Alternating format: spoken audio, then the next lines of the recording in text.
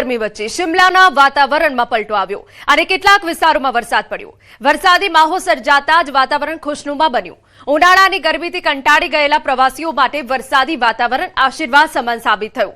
વાદળો ઘેરાતા ગરમીમાં નોંધપાત્ર ઘટાડો નોંધાયો। બીજી તરફ પ્રવાસીઓએ મુશળધાર વરસાદી મજા માણી।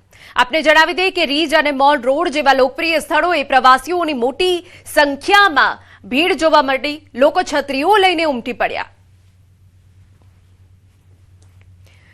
તો આપને એ દ્રશ્ય બતાવી રહ્યા છે કે જ્યાં શિમલામાં અચાનક વાતાવરણમાં પલટો આવ્યો હતો અને મુશળધાર વરસાદ ખાબક્યો હતો, જેના કારણે જે પ્રવાસીઓ આવ્યા છે તેમને છત્રીનો સહારો લેવો પડ્યો હતો। પરંતુ ભીષણ ગરમી વચ્ચે શિમલાના વાતાવરણમાં જે પલટો આવ્યો તેના કારણે વાતાવરણમાં ઠંડક પ્રસરી ગઈ અને ખાસ કરીને શિમલા ફરવા આવેલા પ્રવાસીઓ માટે વાતાવરણ ખુશનુમા બની ગયું।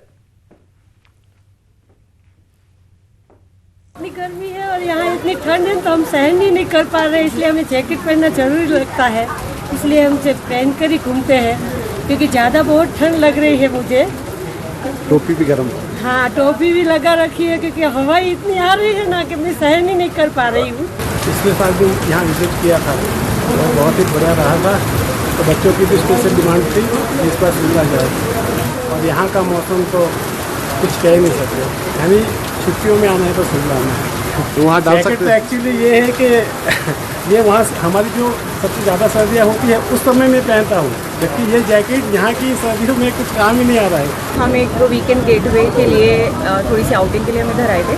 सुबह तो इधर भी मौसम काफ़ी ठंडा था, फिर थोड़ी धूप हुई, बट हाँ तब से इधर बहुत बारिश तो बहुत ज़्यादा है, बाहर निकलना थोड़ा मुश्किल है, बट हाँ टेम्परेचर और मौसम से काफ़ी राहत मिली है। हाँ इतना एक्सपेक्टेड नहीं था, ये था कि दिन में थोड़ा सा गर्म होता है, बस सुबह शाम से ठंड होती है, बट इधर तो पूरे दिन ही काफ़ी ठंड मिली है। આ તરફ રાજસ્થાનના કરોલી જિલ્લામાં હવામાનમાં અચાનક પલટો આવ્યો। પશ્ચિમી વિક્ષેપને કારણે હવામાન બદલાયું, જેના કારણે લોકોને ભીષણ ગરમીથી રાહત મળી। ગાજવીજ સાથે વરસાદ વરસતા તાપમાનમાં ઘટાડો થયો અને હવામાન ખુશનુમા બન્યું। ઘણા વિસ્તારોમાં જોરદાર પવન ફૂંકાયો હતો। રાત્રિ દરમિયાન ઝરમર વરસાદ અને ભારે પવન ફૂંકાતા રહ્યા। હવામાનમાં ફેરફારથી તાપમાનમાં ઘટાડો આવ્યો।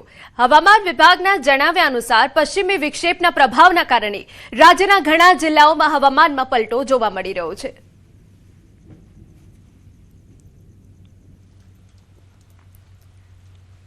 વાત હવે ઉત્તર પ્રદેશની કરીએ તો આજે હરદોઈમાં અચાનક હવામાન બદલાયું, જેના કારણે ગરમીથી નોંધપાત્ર રાહત મળી। કાળા વાદળો અને ઠંડા પવનો ફૂંકાતા આકાશમાં આહલાદક વાતાવરણ છવાઈ ગયું। હરદોઈમાં હાલમાં તાપમાન 24 ડિગ્રી સુધી પહોંચી ગયું છે, જેના કારણે હળવી ઠંડીનો અનુભવ થયો। વરસાદી માહોલથી ખેડૂતોમાં ખુશીનો માહોલ છવાઈ ગયો। હરદોઈમાં આજે ભારે વરસાદથી શહેરના રસ્તાઓ પર પાણી ફરી વળ્યા, જેના કારણે રાહદારીઓ અને વાહન ચાલકો માટે ભારે મુશ્કેલી ઊભી થઈ। કેટલાક વિસ્તારોમાં નાળા સાફ ન થવાના કારણે રસ્તાઓ પર પાણી ભરાઈ ગયા। देखिए हरदोई में इस टाइम मौजूद हैं और कितनी जोर की बारिश और हवाएं चल रही हैं। हालांकि इतने दिन से भीषण गर्मी पड़ रही थी, लेकिन आज इस गर्मी से कहीं ना कहीं लोगों को राहत जरूर मिलती नजर आ रही है। आप देख सकते हैं किस तरीके से बारिश हो रही है और जोरदार हवाएं चल रही हैं। जो देख सकते हैं पेड़ पूरी तरीके से नीचे झुक रहे हैं, बिजली कड़क रही है। आप देख सकते हैं किस तरीके से बारिश हो रही है। और हालांकि ये जो बारिश है ये किसान के लिए इस समय लाभदायक है। जो उसकी ज़मीन है उसको नमी पहुंचाएगी। हालांकि जो लोग हैं उनका ज़रूर ये कहना है कि भीषण गर्मी से कहीं ना कहीं उनको इससे राहत मिली है। इस बारिश से इतने दिन से पड़ रही भीषण गर्मी ने लोगों को जीना दुश्वार कर दिया था, लेकिन इस बारिश ने कहीं ना कहीं और जो ये ठंडी हवाएं चल रही हैं इससे राहत मिलती जरूर नजर आई है। फिलहाल आप देख सकते हैं किस तरीके से जोरदार बारिश हो रही है। पूरी तरीके से हरदोई इस समय बारिश के आगोश में है। आप देख सकते हैं पूरे जिले में इस समय बरसात हो रही है और कहीं ना कहीं किसान के चेहरे पर इस समय जरूर मुस्कुराहट नजर आ रही है। वहीं आपको बता दें कि नगर पालिका से हमेशा ही लोगों को शिकायत रहती है, क्योंकि जो सफाई है, सफाई व्यवस्था ठीक से नहीं होती है और उसका खामियाजा हरदोई के लोगों को आधे घंटे की बारिश में ही भुगतना पड़ता है। फिलहाल अभी कुछ ही देर बारिश को हुआ है और अब देख सकते हैं जलभराव, हल्का फुल्का जलभराव आप ये देख सकते हैं होने लगा है और कुछ ही देर में, अभी थोड़ी ही देर में ये जलभराव पूरी तरीके से घरों तक पानी को पहुंचा देगा। સમાચારમાં વાત રાજસ્થાનની કરીએ। દૌસા જિલ્લામાં ભારે ગરમી બાદ હવામાનમાં અચાનક પલટો આવ્યો। દૌસા જિલ્લામાં જોરદાર વાવાઝોડું ત્રાટક્યું, જેનાથી સામાન્ય જનજીવન ખોરવાઈ ગયું. ધૂળ અને વીજળી ગુલ થવાથી રહેવાસીઓને મુશ્કેલીનો સામનો કરવો પડ્યો. વાવાઝોડાના થોડા કલાકો પછી અચાનક ભારે વરસાદ શરૂ થયો. જો કે વરસાદ માત્ર 5 થી 10 મિનિટ જ ચાલ્યો, પરંતુ તેની તીવ્રતાથી શહેરના રસ્તાઓ પર જળબંબાકારની સ્થિતિ સર્જાઈ. વરસાદ પછી ફૂંકાયેલા ઠંડા પવનથી વાતાવરણ ખુશનુમા બન્યું. આ તરફ છત્તીસગઢના જશપુર જિલ્લામાં ભર ઉનાળે ચોમાસા જેવો માહોલ સર્જાયો. જોરદાર વાવાઝોડા બાદ જિલ્લામાં ભારે વરસાદ પડ્યો, જેનાથી લાંબા સમય સુધી પડી રહેલી ગરમીમાં નોંધપાત્ર રાહત મળી. બગીયા વિસ્તારમાં વરસાદ સાથે ભારે કરા પડ્યા, જેના કારણે હવામાનમાં ઠંડક પ્રસરી ગઈ. સાથે ખેડૂતોની ચિંતા પણ વધી ગઈ. કરા અને ભારે વરસાદથી ટામેટા, મરચા અને અન્ય પાકોને ભારે નુકસાન પહોંચ્યું.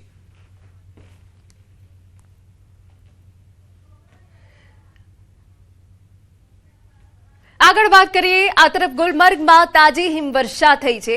કિંગડોરી અને આફ્રોથના પર્વતોમાં હિમવર્ષા થઈ. વેકેશન દરમિયાન અહીં આવેલા પ્રવાસીઓને તાજી હિમવર્ષા જોવા મળી. ગુલમર્ગ આવેલા પ્રવાસીઓ હિમવર્ષાનો આનંદ માણ્યો હતો અને આનંદ વ્યક્ત કર્યો હતો કે તેઓ આ સિઝનમાં હિમવર્ષાનો અનુભવ કરવા મળ્યો.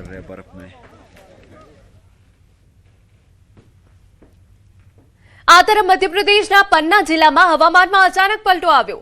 ભારે વરસાદ સાથે ભારે વાવાઝોડું પણ આવ્યું. છેલ્લા 24 કલાકમાં હવામાનમાં થયેલા ફેરફારથી એક તરફ લોકોને ગરમીથી રાહત મળી, તો બીજી તરફ ખેડૂતોની મુશ્કેલીમાં વધારો થયો. વરસાદના કારણે ખરીદી કેન્દ્રો પર સંગ્રહિત ઘઉં ભીના થઈ રહ્યા છે, જેના કારણે નુકસાનનું જોખમ વધી રહ્યું છે. ભારે પવનના કારણે જિલ્લાના અનેક વિસ્તારોમાં વૃક્ષો પણ પડી ગયા.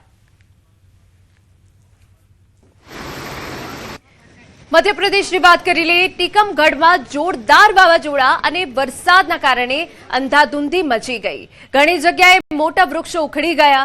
વાવાઝોડું એટલું જોરદાર હતું કે પોલીસ કંટ્રોલ રૂમની પાછળ રાખેલો લોખંડનો ટાવર જમીન પર પડી ગયો, જેના કારણે પોલીસ કંટ્રોલ રૂમની છઠ્ઠી દિવાલ પણ ધરાશાયી થઈ. આના પરથી તમે કલ્પના કરી શકો કે તોફાન કેટલું ભયંકર હશે. સદનસીબે કોઈ દુર્ઘટના નથી થઈ.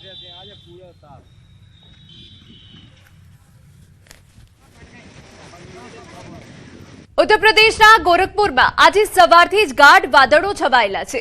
ઝરમર વરસાદથી વાતાવરણ ખુશનુમા રહ્યું અને ભીષણ ગરમીથી રાહત મળી. આ વરસાદ ખેડૂતો માટે પણ ફાયદાકારક સાબિત થઈ રહ્યો છે. ડાંગરની વાવણી કરતા પહેલા ખેતરો તૈયાર કરવા માટે તે અમૃત સમાન છે. હવામાન શાસ્ત્રીઓનું માનવું છે કે આ પ્રકારનું હવામાન 2 થી 3 દિવસ સુધી ચાલુ રહેવાની ધારણા છે.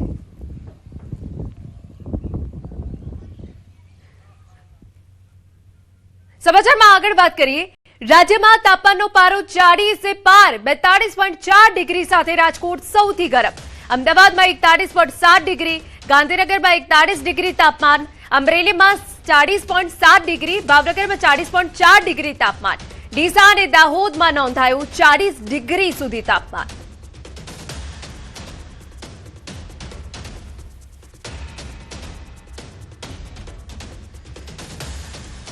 અન્ય મહત્વના સમાચારમાં વાત હવે ભરૂચની કરીએ.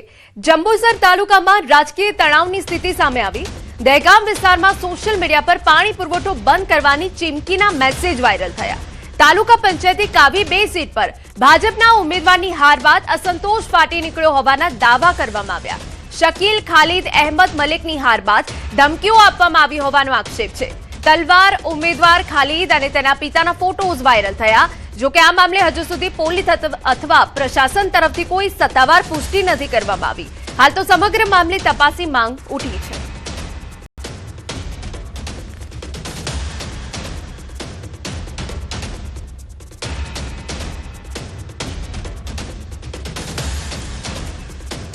તો આપને જણાવી દઈએ, ઉમેદવારની હાર બાદ ધાકધમકી આપ્યાનો આક્ષેપ અહીંયા થયો છે.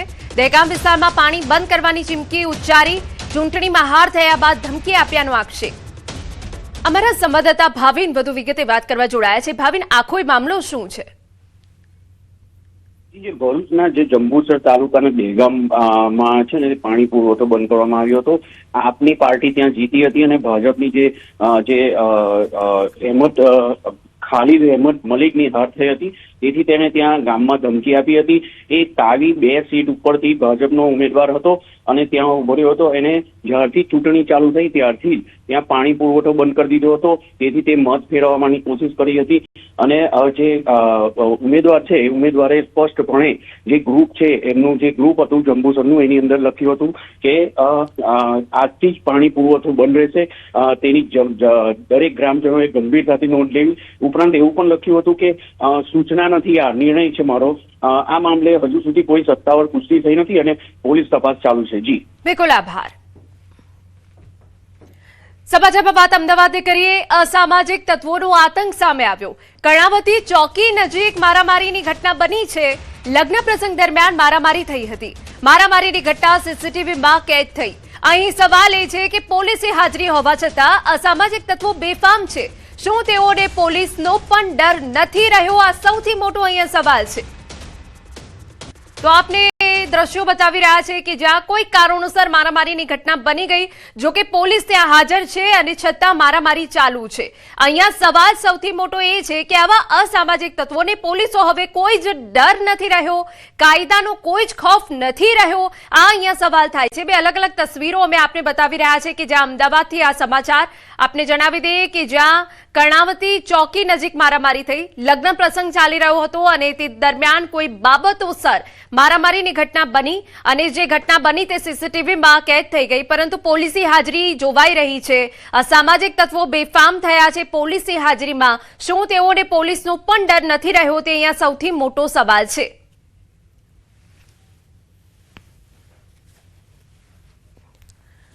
તો કર્ણાવતી ચોકી નજીક મારામારીની ઘટના બની છે. કયા કારણોસર મારામારી થઈ છે તેની કોઈ સ્પષ્ટ વિગતો નથી, પરંતુ બીજા જે સીસીટીવી ફૂટેજ અમે આપને બતાવી રહ્યા છે જેમાં પોલીસ કાફલો ત્યાં હાજર છે, પોલીસ વેન ઊભી છે અને છતાં પણ જે લોકો છે એકબીજા ઉપર લાકડી વડે મારામારી કરી રહ્યા છે. જે એક સવાલ ઊભો કરે છે કે આવા લોકોને પોલીસનો કેમ કોઈ ડર નથી અને પોલીસે કેમ આખો મામલો શાંત ન કર્યો? પોલીસની જ હાજરીમાં મારામારીની આ ઘટના બની. સમાચારમાં વાત હવે સુરતથી કરીએ. સચિન જીઆઈડીસી વિસ્તારમાં બાળકીની છેડતી થઈ. 11 વર્ષીય બાળકીની છેડતીને લઈ સ્થાનિકોમાં આક્રોશ. દુકાનદારે છેડતી કર્યાનો પરિવારનો આક્ષેપ છે.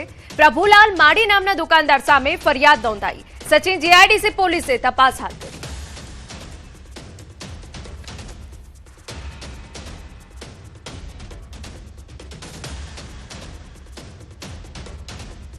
સામાન્ય નાગરિકો માટે મહત્વના સમાચાર.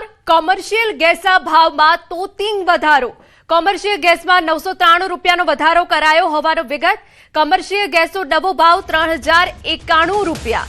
રેસ્ટોરન્ટ અને ખાણીપીણીના વ્યવસાય કરનાર પર આની મોટી અસર પડશે.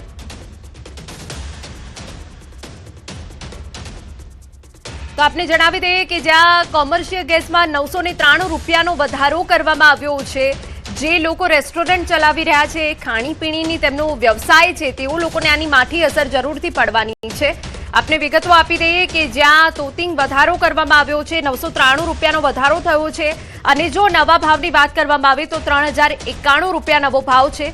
જે રેસ્ટોરન્ટ છે, ખાણીપીણીના વ્યવસાય સાથે સંકળાયેલા છે, તેઓ લોકો માટે આ એક ચિંતાના સમાચાર, એક માઠા સમાચાર અને તેમના વ્યવસાય ઉપર આની મોટી અસર થઈ શકે છે.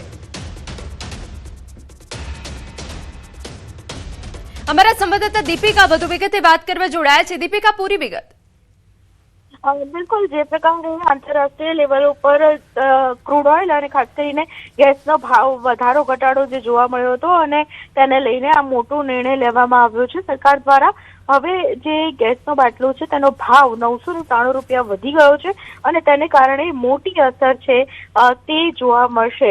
સૌથી મહત્વની વાત છે કે જે ખાણીપીણીનો બિઝનેસ કરે છે એના ગેસ સિલિન્ડરમાં જે પ્રકારે એકદમથી 900 રૂપિયાનો જે ભાવ વધારો છે, મોટી અસર બિઝનેસ ઉપર ચોક્કસથી જોવા મળશે. તે પ્રકારની વિગતો સામે આવી રહી છે. જોકે આજથી જે ગેસના બાટલાના ભાવ વધ્યા છે તે માત્ર ને માત્ર કમર્શિયલ લેવલ પર છે, એટલે રેસ્ટોરન્ટમાં જમવાનું મોંઘું બની જશે.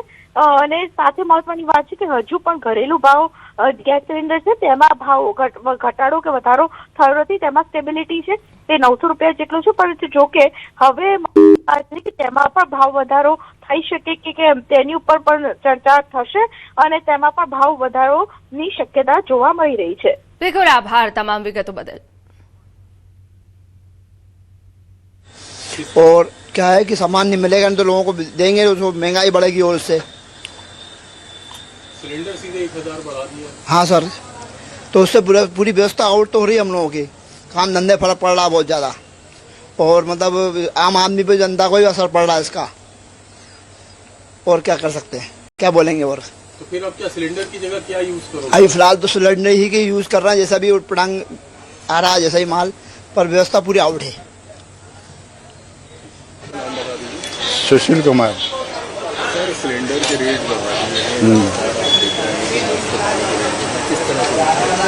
महंगाई तो बढ़ गई है, मानता हूँ मैं, ये सभी के लिए है। एक बंदा क्या कर पाएगा, जनता इकट्ठी होकर गवर्नमेंट से ये बातें बोले, हो सकता है इसमें सुधार हो।